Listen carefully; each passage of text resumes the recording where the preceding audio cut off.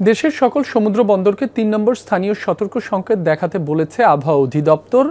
এ বিষয়ে আরও জানতে কুতুবদিয়া থেকে যুক্ত হচ্ছেন সহকর্মী এহসান আল কুতুবি।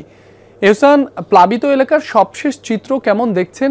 আপনি যেখানে রয়েছেন সেখানকার আবহাওয়া পরিস্থিতি এখন কেমন? রাব্বি, এই মুহূর্তে আবহাওয়ার পরিস্থিতি যদি বলি, একটু বৃষ্টি, আবার কিছুক্ষণ পর রোদ।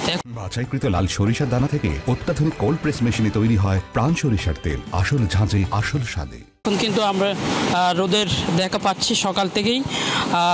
আমি আছি কুতুবদিয়ার আলী আকবর রেল কাহারপাড়া এলাকায়। আপনি নিশ্চয়ই সাগরের অবস্থা দেখছেন, যে বিশাল বিশাল ঢেউ কিন্তু সাগরের তীরের যে বেড়িবাঁধ আছে, এই বেড়িবাঁধে কিন্তু আসছে পড়ছে, এবং আজকে কিন্তু কালকের তুলনায় বাতাস কম।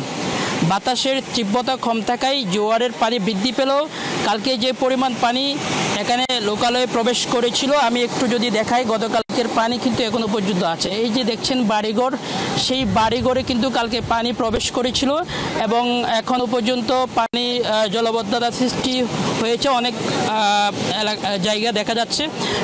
সেই বাড়িঘরগুলোতে এখনও পর্যন্ত কিন্তু পানি নেমে গেলেও তাদের ঘর শুকায়নি এখনও। এবং এর বাইরে যদি বলি, কুতুবদিয়ার আমরা আরেকটি পয়েন্টে যাচ্ছি যেখান দিয়ে পানি প্রবেশ করছে লোকালে, সেটা হয়তো কিছুক্ষণের মধ্যে দেখাতে পারবো। রাব্বি। এহসান, আপনাকে ধন্যবাদ।